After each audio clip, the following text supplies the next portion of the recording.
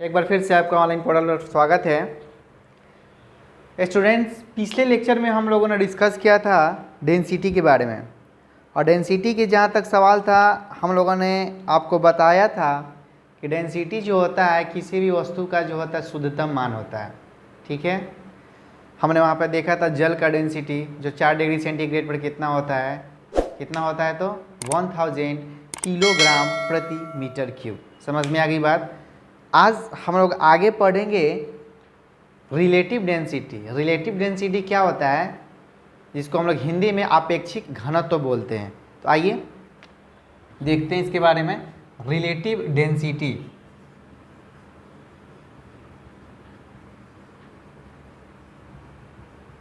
ये हो गया आपका आपेक्षिक घनत्व। समझ में आ गई बात। आपेक्षिक घनत्व उसको बोलते हैं कि किसी भी वस्तु का घनत्व। ठीक है, ध्यान से पहले सुनिएगा फिर लिखिएगा। किसी भी वस्तु का घनत्व और 4 डिग्री सेंटीग्रेड पर पानी के घनत्व के अनुपात को ही हम लोग क्या कहते हैं तो रिलेटिव डेंसिटी कहते हैं। लिखिए,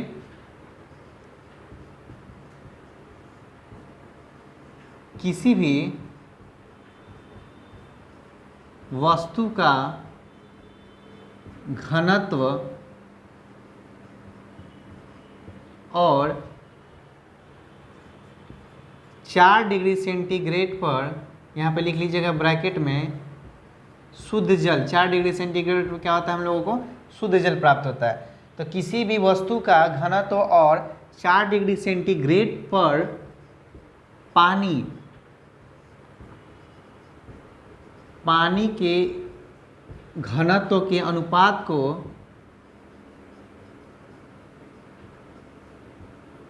पानी के घनत्व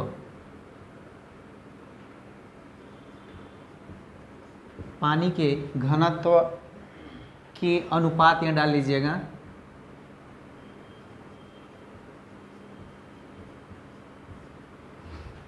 अनुपात को ही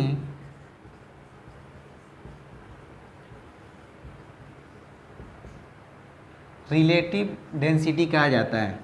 समझ में आ गया बात, कहा जाता है। ठीक है, अब देखिए रिलेटिव डेंसिटी।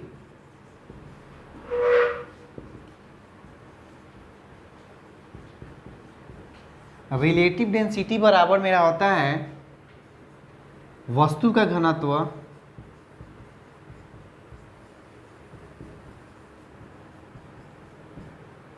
बटा 4 डिग्री सेंटीग्रेड पर पानी का घनत्व। समझ में आ गया बात। यहाँ पे स्टार मार्क करके लिख लीजिएगा कि शुद्ध पानी का घनत्व कितना होता है। एग्ज़ाम में पूछता है, पूछेगा या बार बार कभी कभी मतलब क्वेश्चन आपके पेपर में ये आए हुए हैं कि शुद्ध पानी के घनत्व पूछेगा, तो आपका ये होता है, याद कर जाइए, 1000 किलोग्राम प्रति मीटर क्यूब। क्लियर। यहाँ पे लिखिएगा। अब पूछेगा कि रिलेटिव डेंसिटी का यूनिट क्या होता है। ठीक है, तो बहुत सारे क्वेश्चन दे देंगे आप क्या तो किलोग्राम प्रति मीटर क्यूब। ठीक है, नन ऑफ दीज, इस टाइप से जो आपके क्वेश्चन आते रहते हैं। ठीक है, तो बहुत ज़्यादा लड़का या आप भी सोचते होंगे कि यहाँ पे रिलेटिव डेंसिटी का भी यूनिट क्या होता है, तो सर यहाँ पे लिख दिए हैं क्या, किलोग्राम प्रति मीटर क्यूब। ठीक है, तो यहाँ पे देखिएगा कि रिलेटिव डेंसिटी का जो यूनिट होता है आपका नहीं होता है। लिख लीजिए पहले, फिर आपको समझाते हैं कि कैसे नहीं होता है। Relative density no units, very very important. यहाँ पे ब्रैकेट में लिख लीजिएगा कैसे नहीं होता है।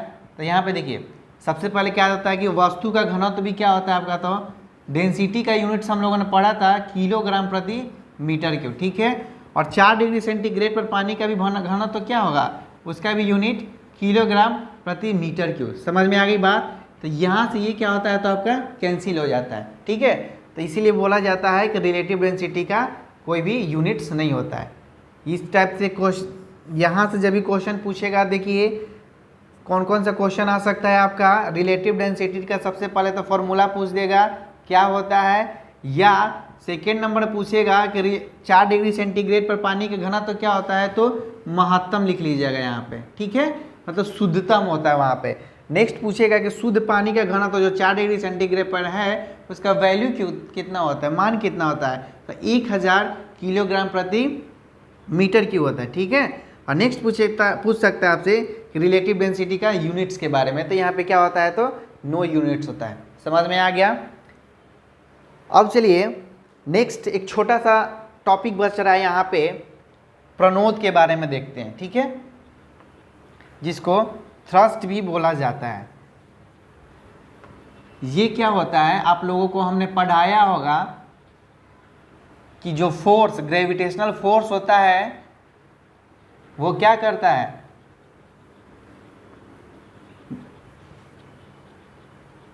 ग्रेविटेशनल फोर्स के बारे में आप पढ़े होंगे कि वो एक प्रकार का फोर्स है जो कोई वस्तु पर, ऑब्जेक्ट पे लगता है। ठीक है, तो यहाँ पे देखिए सबसे पहली बात प्रणोद के बारे में हम लिखते हैं। प्रणोद, थ्रस्ट के बारे में। यहाँ पे हमने क्या किया कि एक बर्तन ले लिया। ठीक है, और इसके बाद क्या हुआ, इसमें पानी हम भर देते हैं। ये मेरा क्या है, तो पानी की मात्रा है। ठीक है, अब क्या करते हैं कि कितना पानी भरे तो भार हम ले लेते हैं इसका। पानी का भार क्या ले लिए, तो क्या हुआ, तो 2 kg का भार ले लिए पानी का। समझ में आ गई बात। तो पूछता है कि ये छोटे से जो बर्तन है, तो इसके पेंदो, ये जब भी समझ, देखिए जो प्रणोद होता है वो एक प्रकार का फोर्स होता है। सबसे पहले बात को ध्यान से सुनिए, ये क्या होता है कि एक प्रकार का फोर्स होता है आपका, और जब भी ये लगेगा तो परपेंडिकुलर के रूप में लगेगा। कहाँ पे, तो बर्तन के पेंदी में लगेगा। समझ में आई बात। तो ये जो बर्तन के पेंदी में जो फोर्स लगता है उसी को हम लोग क्या कहते हैं, तो आपका थ्रस्ट, प्रणोद बोला जाता है। ठीक है, तो यहाँ पे ये परपेंडिकुलर लग रहा है। यहाँ पे देखिए परपेंडिकुलर क्या है कि एक प्रकार का मेरा फोर्स लग रहा है यहाँ पे फोर्स, यही क्या हो गया, तो थ्रस्ट हो गया। और जब भी नीचे की तरफ फोर्स लगेगा तो क्या होगा, ये फोर्स किस कारण लग रहा है, तो ड्यू टू ग्रेविटेशन के कारण, ग्रेविटेशनल एक्सेलरेशन के कारण। ठीक है, मतलब गुरुत्वीय त्वरण के कारण। तो गुरुत्वीय त्वरण का वैल्यू क्या होता है, सबसे पहले देखिए गुरुत्वीय त्वरण को स्मॉल जी से इंडिकेट करता है। ठीक है, बार बार हम इन सारी चीज़ों को रिपीट कराते चल रहे हैं कि जो ग्रेविटेशनल चैप्टर है आपका बहुत इंपॉर्टेंट चैप्टर है, पॉइंट ऑफ व्यू किससे, तो एग्जाम से रिलेटेड। ठीक है, वो बहुत ही ज़्यादा इंपॉर्टेंट है और अच्छा रोल प्ले करने वाला है, हमेशा रोल प्ले करता है आपका एग्जामिनेशन में। ठीक है, तो यहाँ पे स्मॉल जी का वैल्यू क्या होता है, 9.8 मीटर प्रति सेकेंड स्क्वायर। समझ में आ गई बात। अब पूछ देगा आपसे कि मान लीजिए कि क्वेश्चन देखिए किस टाइप से पूछता है। क्वेश्चन पूछेगा आपका क्या, कि यदि किसी बर्तन में, ध्यान से मेरी पहले बातों को सुनिएगा, क्वेश्चन किस टाइप से पूछता है कि यदि किसी बर्तन में 2 kg पानी है, पानी का भार कितना है, तो 2 kg, तो बर्तन के पेंदों पर लगा प्रणोद कितना होगा। समझ में आई बात, नहीं समझ में आ रहा है, हम लिख देते हैं। सबसे पहले देखिए इसका डिफिनेशन लिखिए, थ्रस्ट के बारे में लिखिएगा कि वह बल, वह फोर्स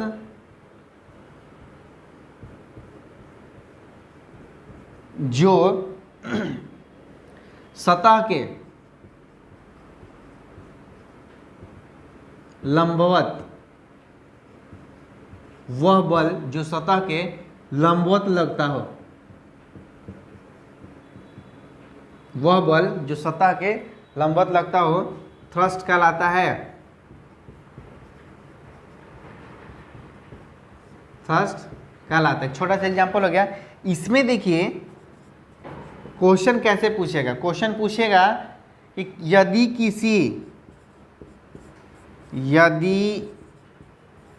किसी बर्तन, ठीक है, में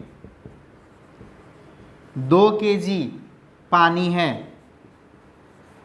यदि किसी बर्तन में क्या है तो 2 kg पानी है, तो बर्तन के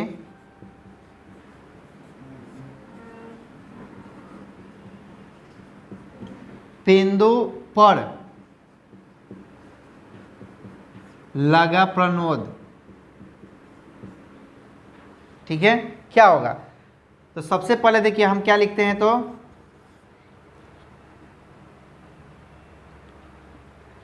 पहले देखिए according to Newton second law हम लोगों ने क्या पढ़ा था, F बराबर A में, जहाँ ये क्या हो गया था, फोर्स हो गया था, M मास ऑफ ऑब्जेक्ट वस्तु का भार था, और A था आपका एक्सलरेशन, ठीक है।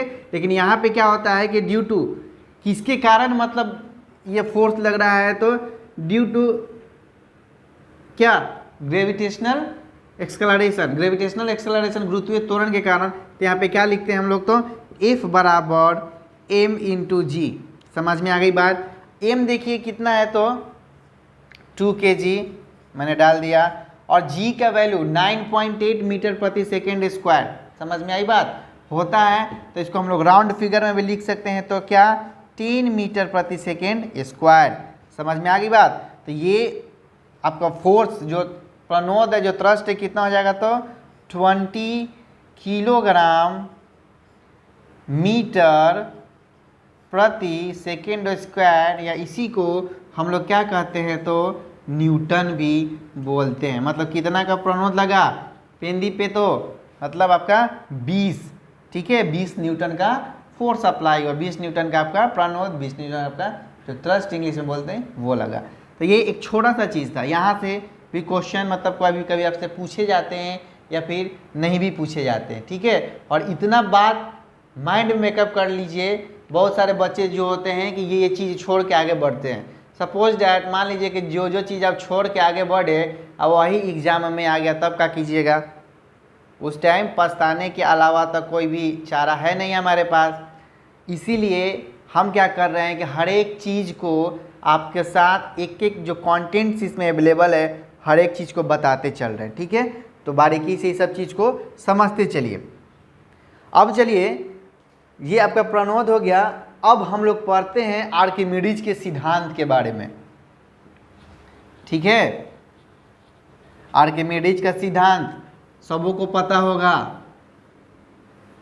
क्या है भैया आर्किमिडीज का सिद्धांत, तो कि जब किसी वस्तु को द्रव में अंशतः या पूर्णतः डुबाया जाता है, हमारे सर जो थे बहुत याद हमको करवाते थे, एकदम रटवा दिए थे कि जब भी किसी वस्तु को द्रव में अंशतः या पूर्णतः डुबाया जाता है तो उसके भार में जो कमी आती है, यह कमी उसके डूबे हुए भाग के द्वारा हटाए गए भार के बराबर होता है। 10 बार 15 बार ऐसे खूब रटवाते थे।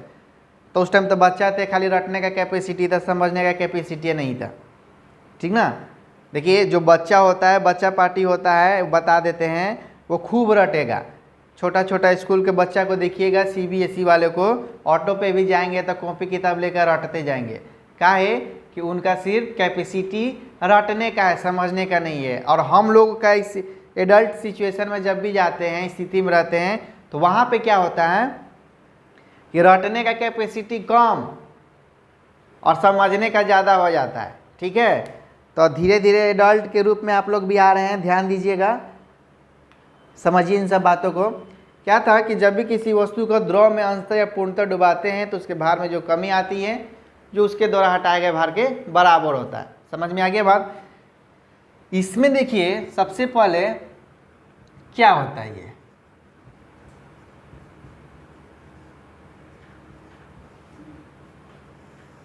आर्किमिडीज का सिद्धांत।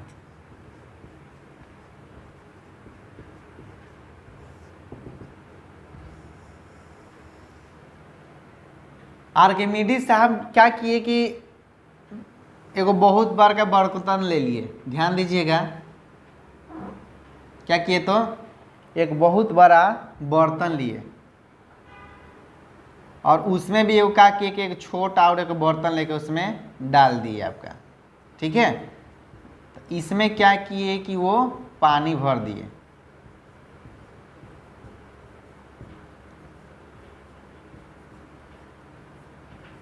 क्या किए तो वो पानी भर दिए। अब क्या किए कि कोई ऑब्जेक्ट था उनके पास, तो वो ऑब्जेक्ट मान लीजिए कितना का था, तो वो ऑब्जेक्ट का भार था 5 kg। समझे? कितना भार था? तो 5 kg। इसको थोड़ा सा और बड़ा कर देते हैं, अच्छा लगेगा, सुंदर लगेगा देखने में। अब चलिए 5 kg का भार था, तो वो क्या किए कि ये ऑब्जेक्ट को फिर पनिया में डाले। ध्यान से सुनिए, खाली देखिए कैसे कैसे आर्किमिडीज साहब फेमस हुए थे। वो क्या किए कि इस जो ऑब्जेक्ट है, जो वस्तु है, जो 5 kg का है भार वाला, उसको क्या किए कि इस पानी में डाले। तो जैसे ही वो पानी के सतह पे आया, तो पानी के सतह पे आया तो इसके भार में कमी आ गया। किसके भार में? ऑब्जेक्ट के भार में। तो देखे तो कितना हो गया था?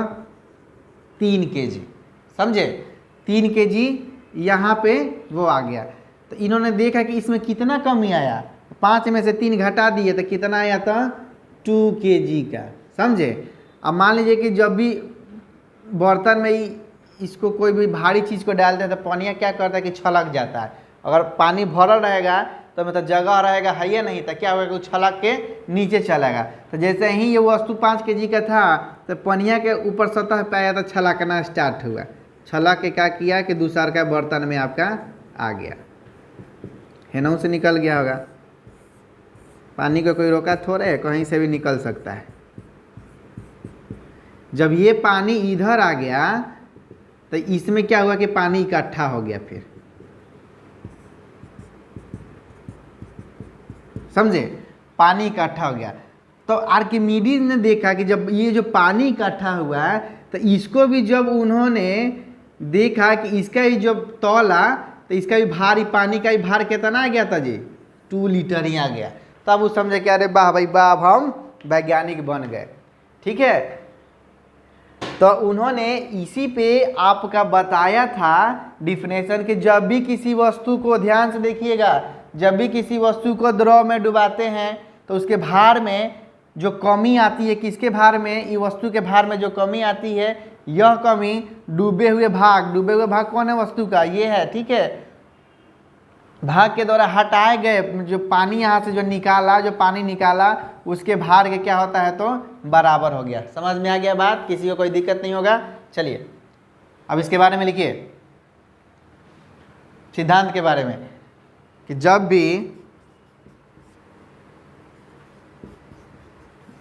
जब किसी वस्तु को द्रव में डुबोते हैं तो उसके भार में जो कमी आती है, यह कमी वस्तु के द्वारा हटाए गए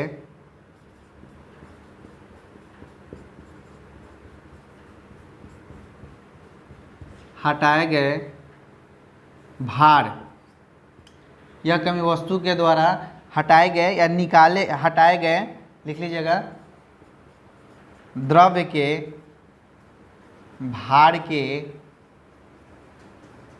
बराबर होता है। समझ में आ गया बात? तो ये क्या था? तो आर्किमिडीज साहब ने ये अपना सिद्धांत प्रकट किए थे। कैसे सिद्धांत प्रकट किए थे? तो आप लोगों को देख लिए बोर्ड पे। अब चलिए, आर्किमिडीज साहब ने बहुत मतलब तैरने उड़ने से रिलेटेड जो था, इन्होंने बहुत सारा सिद्धांत भी आगे दिए थे कि हम लोगों के भार में कमी होगा तो क्या होगा, वृद्धि होगा तो क्या होगा। वहाँ से क्वेश्चन आपका आता है, उसको आप लोग देख लीजिए।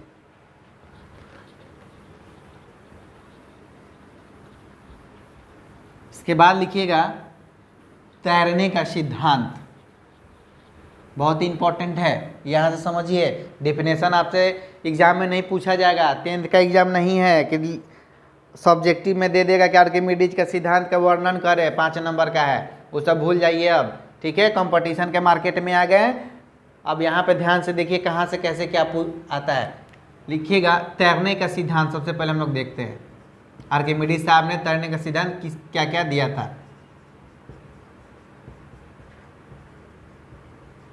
तैरने का सिद्धांत। यहाँ पे देखिए, यहाँ पे एक बर्तन ये ले लिए, ये दूसर का बर्तन है मेरा, और ये क्या हो गया तो तीसर का बर्तन ले लिए। ठीक है, हम क्या किए कि तीनों में पानी लबालब भर दिए एकदम।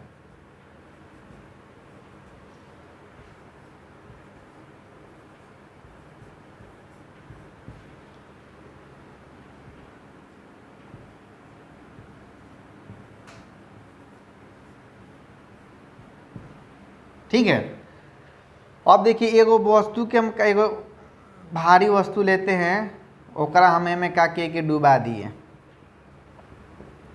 दूसरका में क्या करते हैं कि एक बीच में रख के डुबाते हैं, पूरा पेंदी में नहीं सटाते हैं।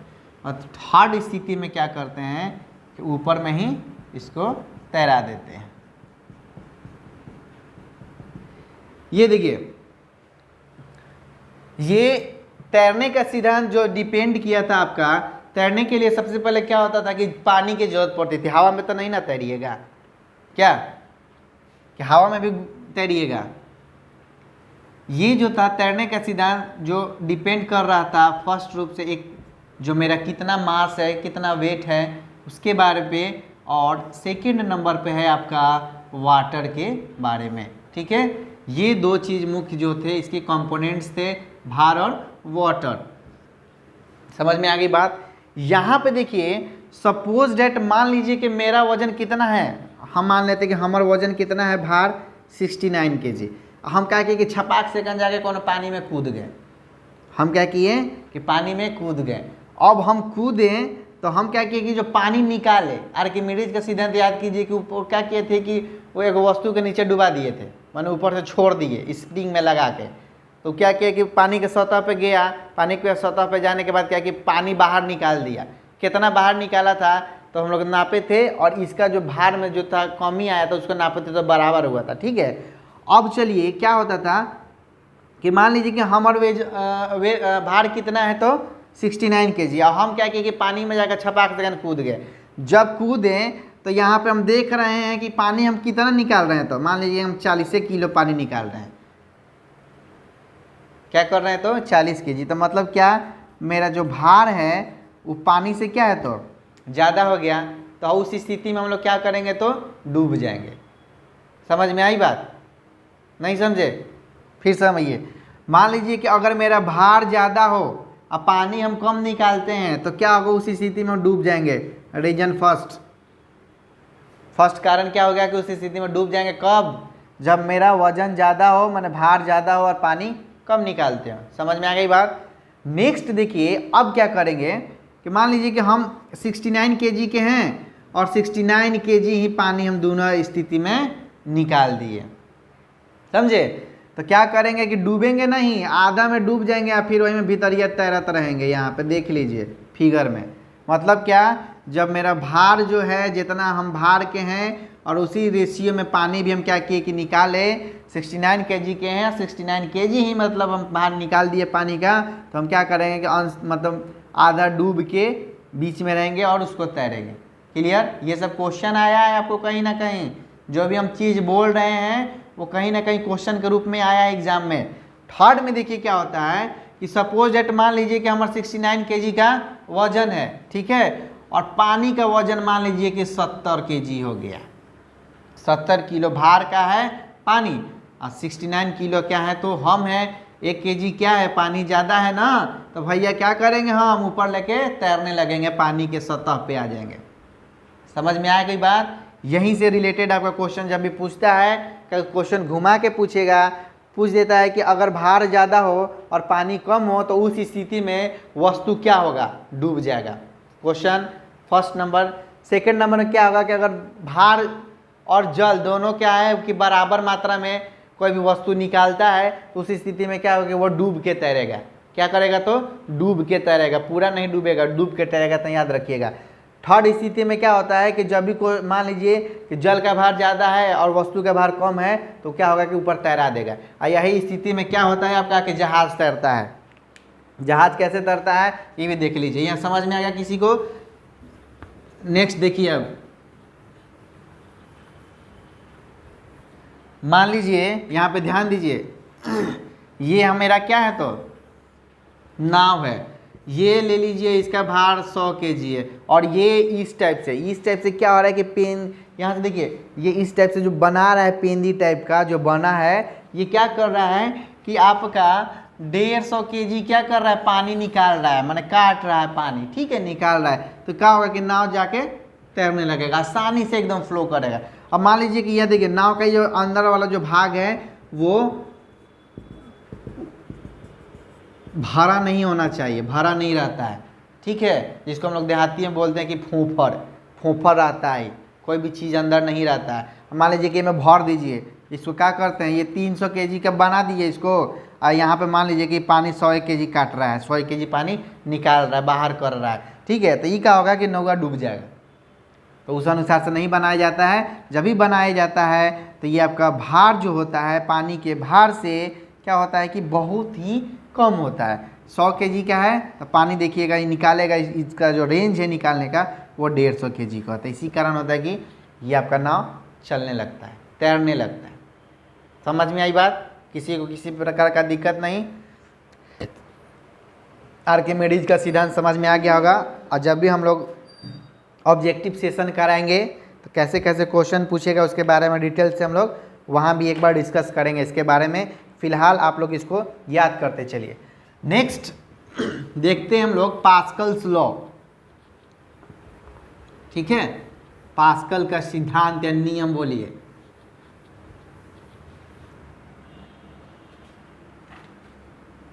देखिए क्या होता है,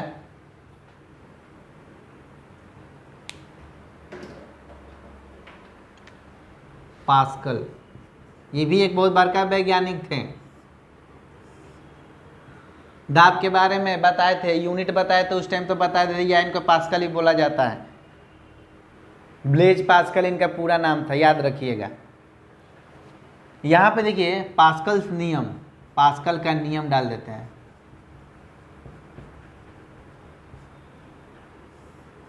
ठीक है, इसमें क्या है कि देखिए बंद द्रव के किसी भाग पर, इनका नियम क्या होता है कि बंद द्रव्य के किसी भाग पर डाला गया दाब, क्या है, बंद द्रव्य के किसी भाग पर डाला गया दाब सभी दिशाओं में समान रूप से संचित होते हैं, उसी को हम लोग क्या कहते हैं तो पास्कल के नियम कहते हैं। पहले लिखिए इसके बारे में।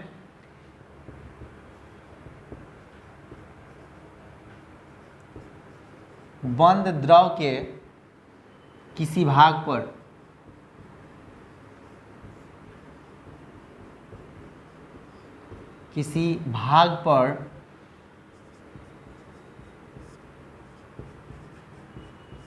डाला गया दाब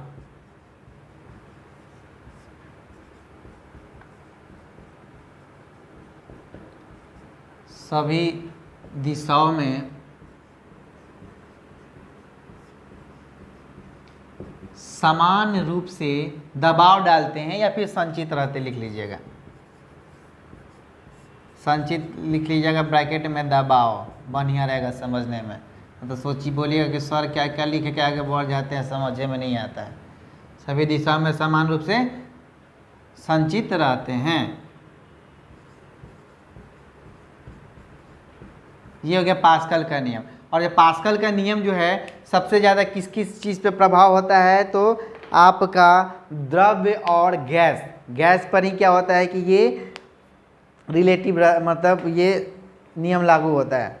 मतलब सभी तरल पदार्थ, गैस भी तरल लिक्विड के रूप में आता है, जैसे एलपीजी, सुने ना एलपीजी के बारे में, जो मोदी जी उसको क्या उज्ज्वला योजना तो आपका ये बल्ब से रिलेटेड हो गया, वो कुछ योजना बनाए थे, उसके तहत सबको सब्सिडी पर मिला जाता, सिलेंडर अवेलेबल होता था। आज के डेट में तो वो भी नहीं हो रहा है, सब्सिडी भी नहीं आ रहा है, 60 रुपये 70 रुपये आएगा तो उससे क्या होगा, है ना। तो उसमें एलपीजी गैस होता है, बढ़ाया जाता है, वो आगे पढ़ेंगे हम लोग उसके बारे में। और जो सुगंध उसमें निकलता है एलपीजी के लिए, जब भी हम लोग गैस बाहर लीक करता है तो हम लोग को महक आता है, वो एथिल मर्केप्टन, ये भी कभी कभी पूछता है कि एलपीजी में जो सुगंध आता है किसके तहत आता है, तो एथिल मरकेप्टन नाम है, उसके तहत भी हम लोग को सुगंध को पता चलता है कि हाँ गैस मेरा लीक कर रहा है। तो जहाँ से लीक करेगा पता लगाएंगे, फिर उसको रिपेयर कर देते हैं हम लोग। फिलहाल वो चीज़ हम लोग आगे देखेंगे। अभी यहाँ पर हम लोग देख रहे हैं पास्कल्स के नियम के बारे में। इसमें देखिए क्या होता है कि बंद द्रव के किसी भाग पर डाला गया द्रव सभी दिशाओं में समान रूप से संचित रहता है। इसमें देखिए हम क्या करते हैं कि एक प्रकार का बीकर बनाते हैं यहाँ से, समझे। ये मेरा क्या हो गया, तो बीकर अभी बना रहे हैं। इसमें क्या होता है कि एक पिस्टन लगा दिए। पिस्टन क्यों लगाए हैं वो बता रहे हैं, वो प्रेशर डालने के लिए, ठीक है।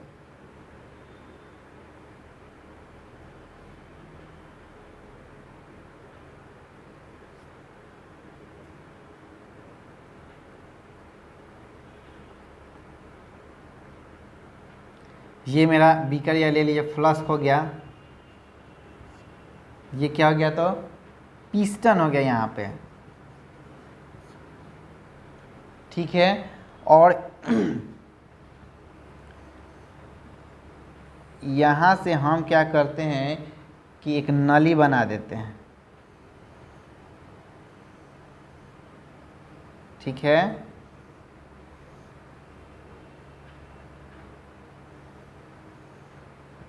ये आपका नली बन गया। इस मान लीजिए कि बीकर में क्या है, तो मेरा पारा भरा हुआ है। ध्यान से देखिएगा, जब भी हम पिस्टन को क्या करेंगे नीचे की तरफ फोर्स करेंगे, ठीक है। यहाँ से यहाँ क्या हो रहा है कि फोर्स लग रहा है,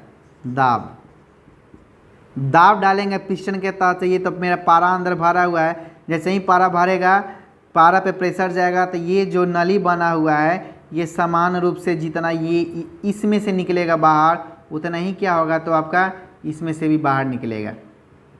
मैंने सभी दिशाओं में, चारों दिशा में देखिए 3 दिशा में हम बनाए हैं, सभी दिशाओं में क्या हुआ कि बराबर रूप से प्रेशर डालें। नॉर्मल बात समझ, प्रेशर डाले, क्या हुआ कि पारा जो है उस सभी जगह से समान रूप में क्या होगा कि बाहर निकलना स्टार्ट हो जाएगा। यहाँ पर डाल दीजिएगा पारा जो निकल रहा है। तो ये था आपका पास्कल का नियम के बारे में। समझ में आ गई बात। बंद द्रव के किसी भी भाग पर डाला गया दाब सभी दिशाओं में समान रूप से संचित रहते हैं, ठीक है। चलिए फिर हम लोग नेक्स्ट वीडियो में मिलते हैं। तब तक पढ़ते रहिए, मेहनत कीजिए, और जैसे ही बिहार पॉलिटेक्निक या फिर अदर स्टेट के पॉलिटेक्निक का जैसे ही फॉर्म का डेट आएगा, आपको एक नोटिफिकेशन दे दिया जाएगा, आप वहाँ से फॉर्म फिलअप कर लीजिए, मेहनत कीजिए। और एक और चलते चलते बात बता देते हैं, जो सैनिटाइज़र का जो हम लोग यूज करते हैं आजकल, वो भी पास्कल के नियम से रिलेटेड होता है। ये मेरे हाथ में क्या है कि बोतल है, और इसमें क्या करते हैं कि जब देखिए हम लोग क्या करते हैं, प्रेशर डालते हैं। इसमें प्रेशर डालें तो इसमें जो है छिद्र बना हुआ है, तो जैसे ही प्रेशर डालें तो क्या हुआ कि यहाँ से जो लिक्विड है वो समान रूप से सभी दिशा में क्या होता है कि वो निकलना स्टार्ट कर देता है, समझें। तो ये था आपका पास्कल का नियम, ठीक है।